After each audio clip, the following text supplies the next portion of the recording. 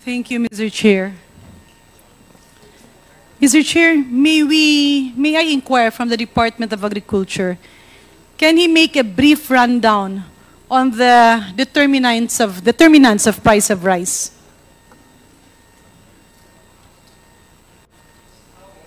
Ano-ano po ba yung factors influencing the price of rice? Well, Mr. Chair, the inputs in terms of yung prices ng mga diesel or yung fertilizer. Pangalawa, which is yung labor cost. So farm inputs? Labor cost, meaning the labor cost. Farm inputs, labor cost, ano pa po? Yung world market. World market? Dollar exchange, if you compare it to the Dollar imports. exchange? Ano pa ba rin? Logistic cost, yung margins. Okay. So sa pananaw niyo po, ano po ang nagiging major determinant in terms of the price of rice in the Philippines? Is it the local farmers? Is it the rice produced by the local farmers or the imported rice? Madam Chair, given the volume of these two types of commodity, the imported one and the locally produced rice, we're looking at a 78-22% ratio. Can you please make your Sorry? voice louder and Aba- clearer? So it's 78-22 and 78 is locally produced or Locally imported? produced, and of course 22% ang ating projected na ini-import. So by that number po, mas malaki po talaga yung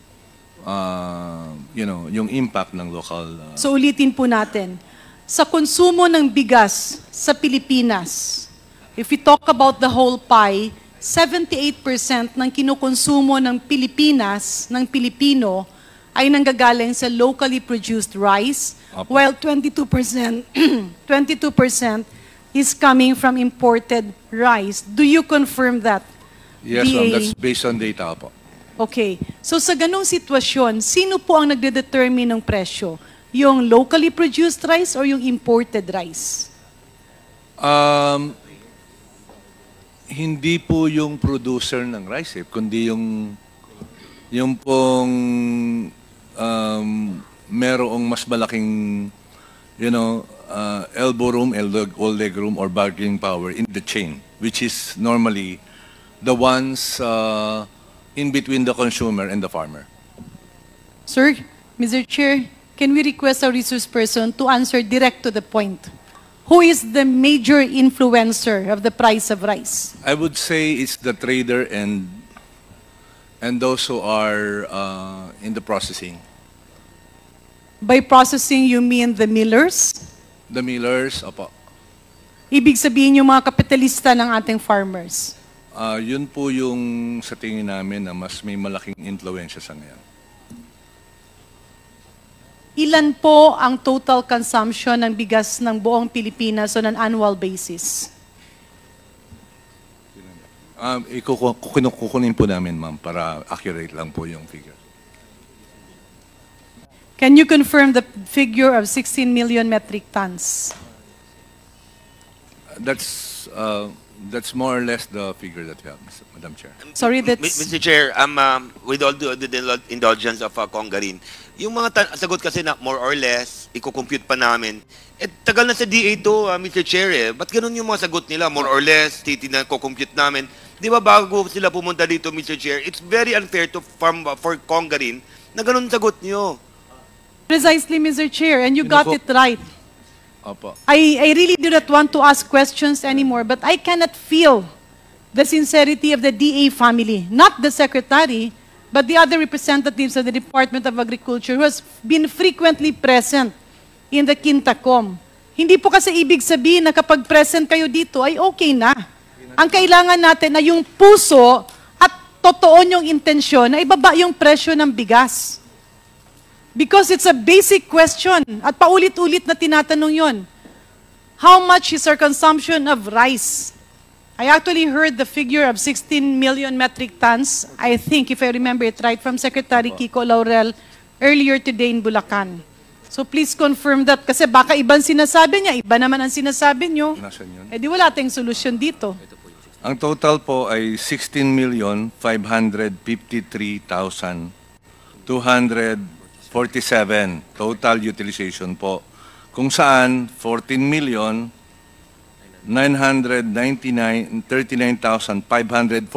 po yung para sa food. Okay. Thank you for that, Mr. Chair. So, ang ibig sabihin, 78% ng kinakain ng mga Pilipino na bigas ay nanggaling sa ating local farmers. 22% ang nanggaling sa imported. Yun And po- if you talk about business-wise, it simply means, ang ibig sabihin noon, yung player, yung nagdidikta ng presyo, ay ang local na presyo. Unless the importers will not be in cahoots with the financiers of the local farmers and sell their price based on an acceptable profit from the landed cost. Ang ibig sabihin, dapat yung 22%, and that is how many million metric tons? Nung 2023 po is 3.611024.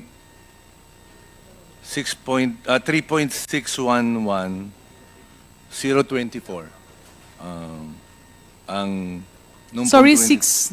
Apo. 3.6 po. And ngayon po naman, 2024, ang projected po is 4.6.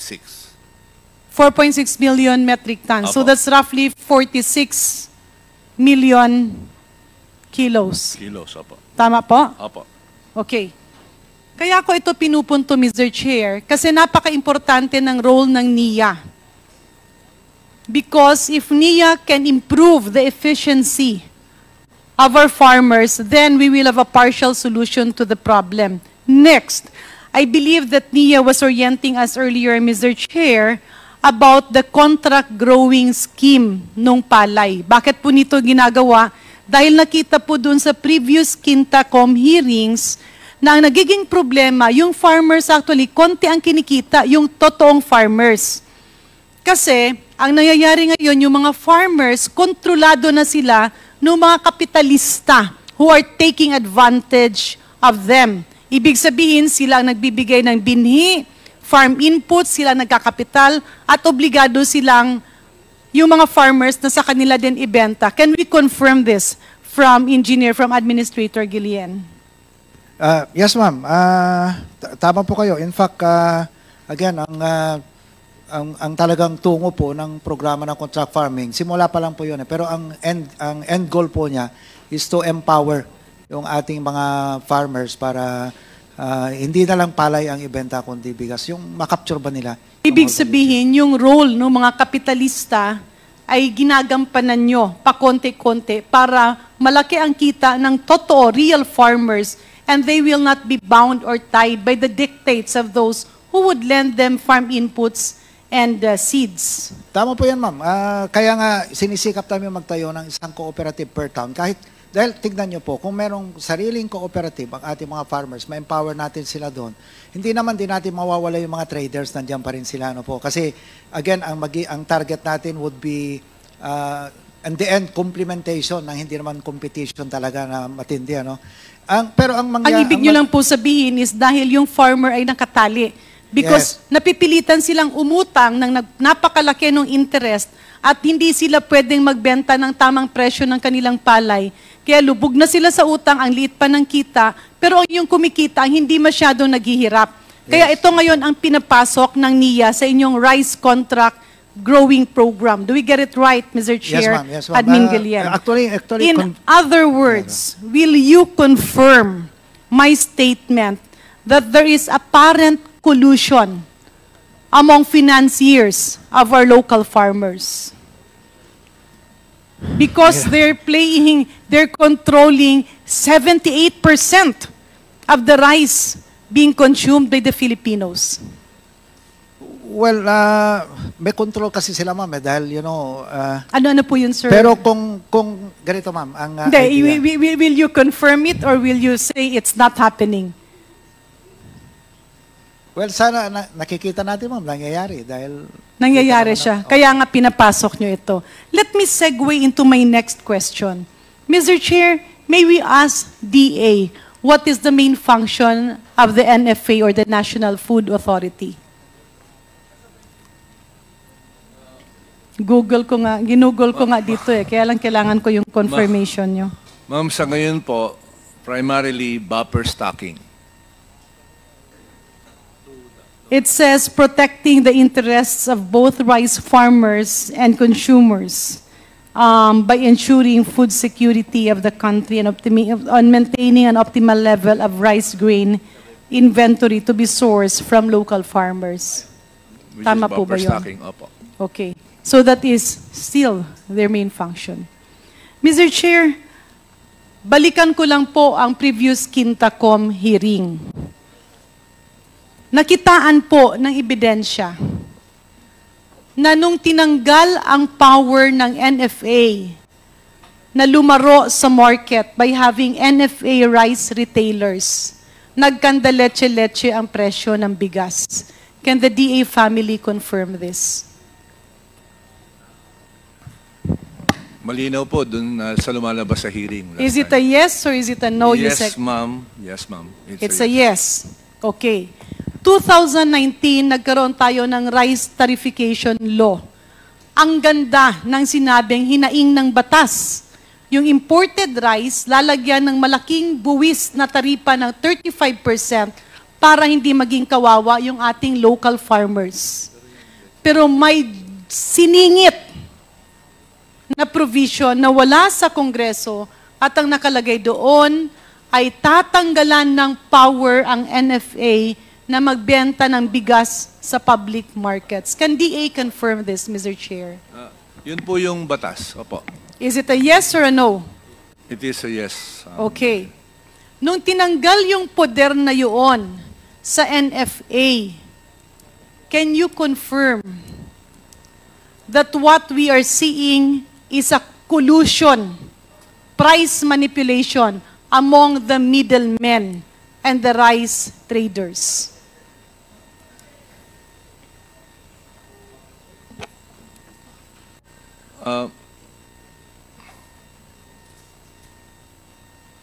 Right now, ma'am, wala po kami sa position, ako personally, to confirm Hindi, that. sa pananaw nyo Mr. nga. Chair, again Pananaw with the po. indulgence of Congresswoman Garin, these gentlemen had been with the Department of Agriculture for quite some time. And it seems that they're afraid to answer, Mr. Chair. It's either they're afraid to answer or they have done nothing yet, Mr. Chair, on the issues that were raised by Congress. Let me warn them, Mr. Chair, that if ever they will not be able to answer Congress, somebody might spend Christmas in the House of Representatives, Mr. Chair. Madam Chair, the question is asking for a conclusion. Mr. Chair, I'm not asking for a conclusion. Let me reiterate my question. And Mr. Chair, with due indulgence, and I hope the DA family will understand this, the reason why we keep on asking this, kasi kailangan kasi makita ng taong bayan na seryoso kayo na ipababa natin ang presyo ng bigas by not tolerating the apparent collusion that is happening among the middlemen. Kanina, klarong-klaro na sinabi ng ating mga wholesalers before our secretary, your boss, Secretary Kiko Laurel, lahat sila, hindi isa, hindi dalawa, lahat sila na nandoon sa intercity. Pare-pareho sila ng sinabi.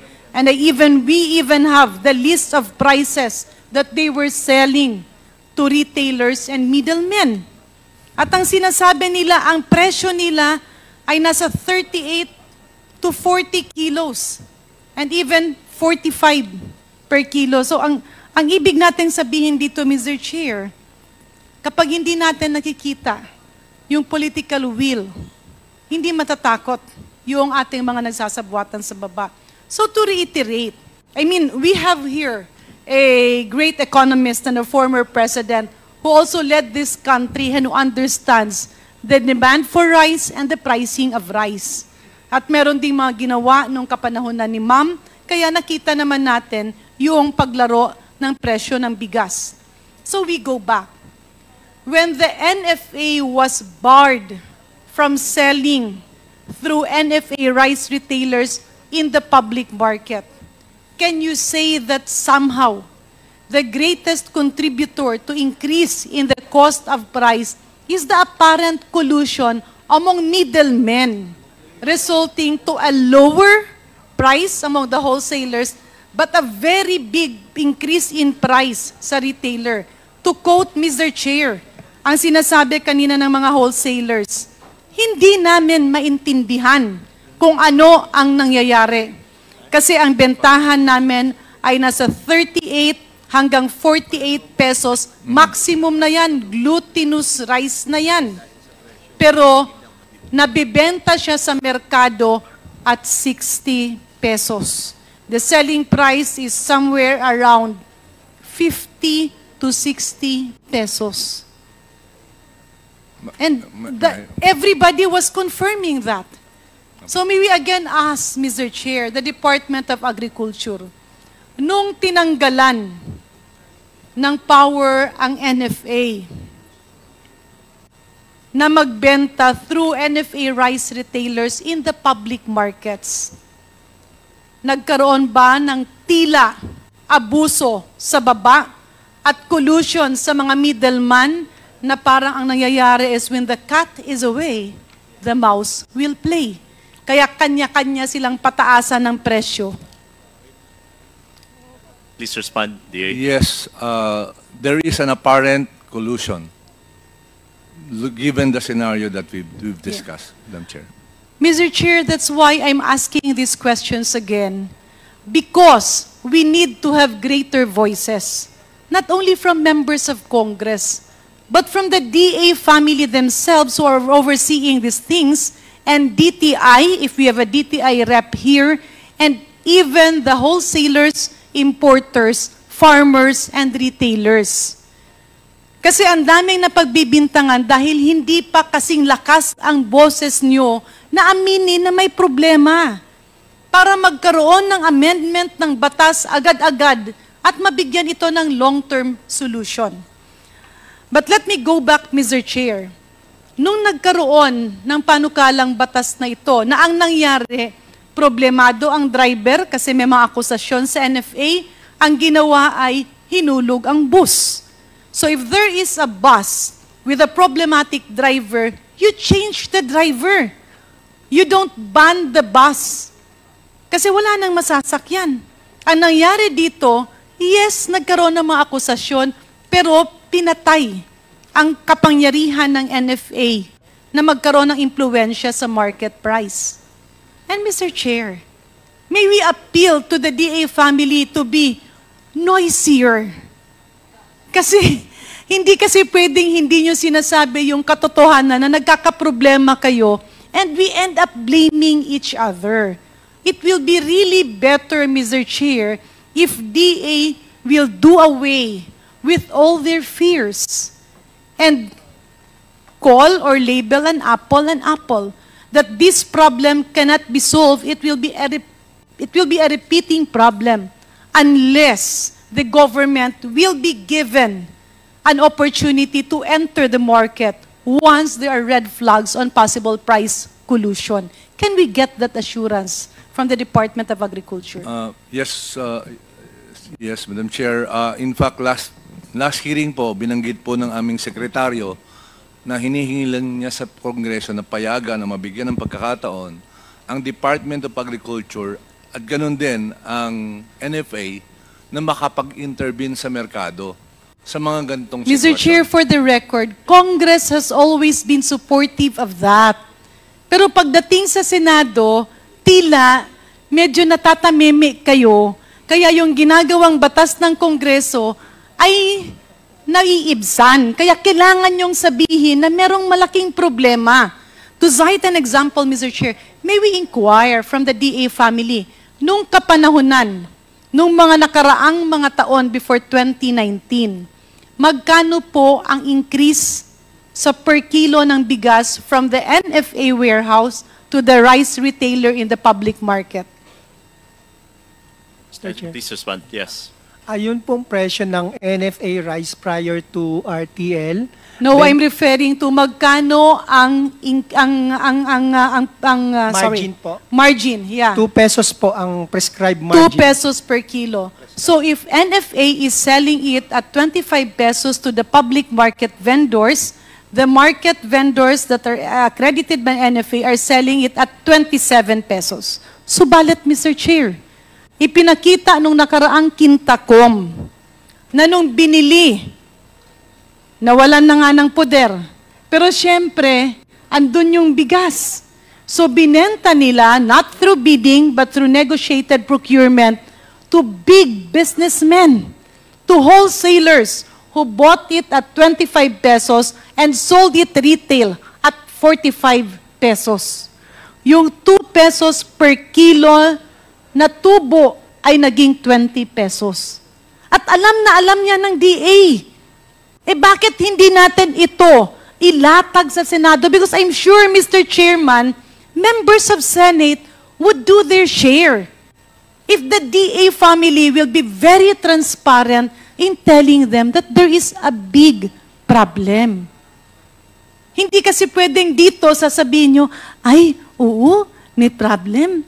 Pero pagdating naman doon sa kabila, sige, bahala na po kayo. Kasi trabaho nyo to eh. And I can see Admin Guillen nodding his head. Because that's the problem. Alam ba nila na ang nangyayari, yung 25 pesos na bigas ng NFA ay binibenta sa merkado ng 45 to 50 pesos? And this is something that you should convey. We will also try to do our part, but you have to play your role. Can we get that assurance from the DA family, Mr. Chair? Yes, Madam Chair. Maraming salamat po. Labs na labs talaga namin kayo.